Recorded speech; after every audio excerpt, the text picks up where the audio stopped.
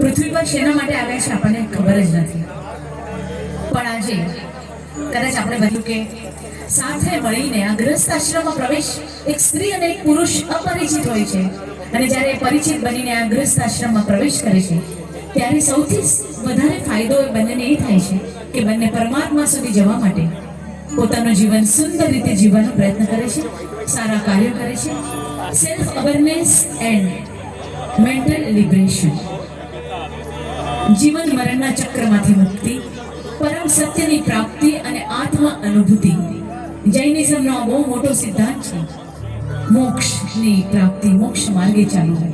તેવો સુંદર આ વિચાર આજે અનન્યા અને પ્રતીક બંને સાથે મળીને નિભાવવાનો એકબીજાને વાયદો કરી રહ્યા છે. ચોથો ફેરો અગ્નિની ફરતે મોક્ષનો ફેરો. ચોથું રે મંગળયું